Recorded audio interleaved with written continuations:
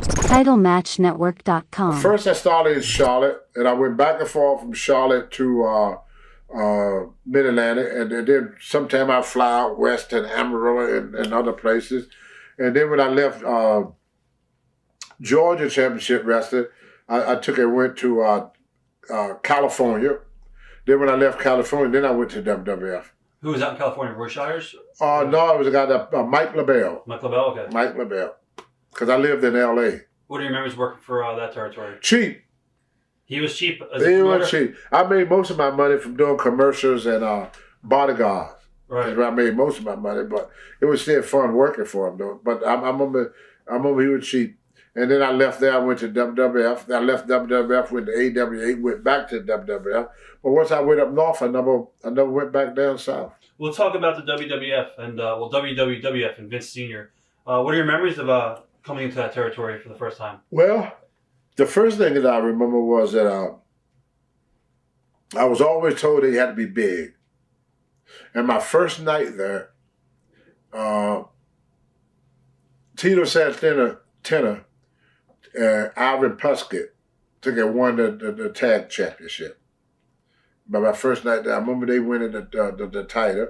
And then I remember going to certain buildings, and Vince Sr., he would have me to all the time be on TV, but not house shows. So later on, when he started putting me on the house shows, I remember every building I went to sold out. I remember he was a very, very forgiving, very intelligent individual. And I remember Vince Jr. wanted to wrestle many times, and his father wouldn't let him. And I remember me and Vince Jr. going to the gym together, working out. He's always talked to me about bodybuilding. And I think he loved bodybuilding more than he liked wrestling, to be honest with you. But I remember it was amazing to go into these arenas, see these gigantic arenas. Because it wasn't like that down south. You had some town with big arenas, but you did a lot of small arenas. Then come to New York, there was no small arenas. And New York, I had a hard time adjusting to it, because like I said, I'm an old country boy. So I had a very hard time adjusting to New York. But in a way, it was the worst thing that happened to me, and in a way, it was the best. Why was it the worst? Well, because New York was the beginning and the end of my career.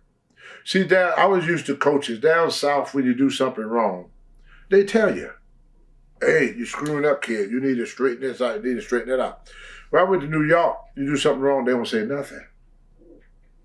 So you get in your mindset that, oh, they don't care. I can do what I want to do. If you screw up in New York, they would never say a word to you. So you don't know if what you're doing is wrong or right. Until you get home for your days off and you get a letter in the mail that say your service is no longer needed. But they would never tell you when you're screwing up. Where down south, old hands will be in your face. You straighten your act out, kid, or you out the freaking door. They won't do that in New York. So you never know when you're going to be fired. And that was the most confusing thing. And you know, after all these years, nothing changed. Wow. They still do business the same way. And I understand why they do it that way. Because when Vince McMahon pay his wrestler more money than any promoter ever paid. So when Vince hires you, he expects you to be a professional person. You know, he expects you to know how to act.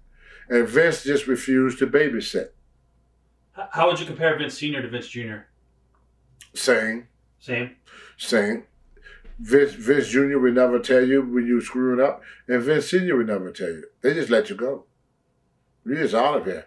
They, you know, where we're older down south and other territory, they would warn you first. You get a warning, you know. And then if you don't heed the warning, then they cut you loose. With the WWF at that time and the WWE now, you get no warnings. Right.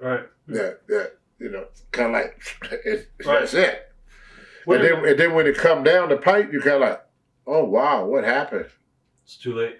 It's too late to worry about that. I remember the first time he found me, I said, well, what did I do wrong? He said, it was mounting.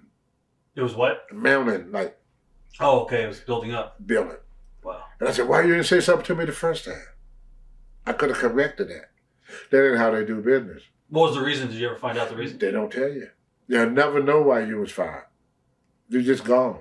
What are your memories of your first match in WWWF with Johnny Rodz? Johnny, as everybody knows, is a very, very rough guy. And what Johnny used to do, he used to test the talent when they come in. Everybody, their first match in the WWE at that time was Johnny Rodz. And Johnny would shoot against you.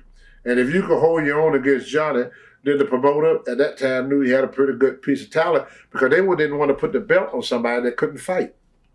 So Johnny was the man to find out how tough you were. And that's my best memory of Johnny. What about Lou Albano? You have any good Albano stories? Oh, my Albano stories I can't tell in public. Right. You know, because Albano was wild and crazy and he would moon anybody. There's something with Vince's wife or something, right? Oh, yeah, he mooned her. Yeah, which is not Vince's senior wife now. We talking about Vince Jr. mother. Right. Oh, he mooned her. Yeah, right in Madison Square Garden. Hey, he would do that. He'd come into the bar, he'd pull his pants down, he'd moon. He didn't care. You know, but he would get the shirt off of his back. And he drew a lot of money for that promotion. He made that business a lot. I mean, Cindy Lauper said herself, her album wasn't selling at all. And then they put Captain Lou Albano in there, and it exploded. And that's where Vince got the idea from Captain Lou Albano to start bringing Cindy Lauper in as Randy Richter manager. And then from that thing with Captain Lou Albano, Vince started using other celebrities like Frank Sinatra, Muhammad Ali, and it all started with Lou.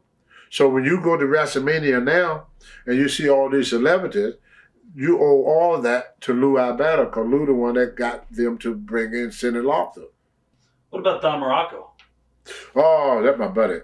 Don Muraco, easygoing guy, nice guy, strong, very rugged. I remember one night when I first started the business, Muraco had just started, and some guys were picking on Muraco, and Mr. Fuji, the one that brought him in. So what Fuji did, he driving one night, Muraco is telling them the story. So Fuji saw a dead dog on the side of the road. So what Fuji did, he took the dog and wrapped it in a towel, and he took it home. The next day, Fuji invited all the guys over that was picking on Muraco. And what he did, he cooked the dog and fed it to them wrestlers that was picking on it. So Fuji come out, and that's the guy, oh, how you like the barbecue? Oh, very good, Mr. Fuji, very good, Mr. Fuji. What about the beer? You want more beer? Oh, I have enough beer, Mr. Fuji. Thank you, Mr. Fuji. The barbecue was good, huh? You like my barbecue? Oh, I love your barbecue, Mr. Fuji. He pulled out the dog head and said, so, you like roadkill? Oh, I heard that story. Mr. It's Fuji, true. yeah, it's crazy. It's a true story. We did an interview with Mr. Fuji. He actually told us about it. It's a true story. Wow.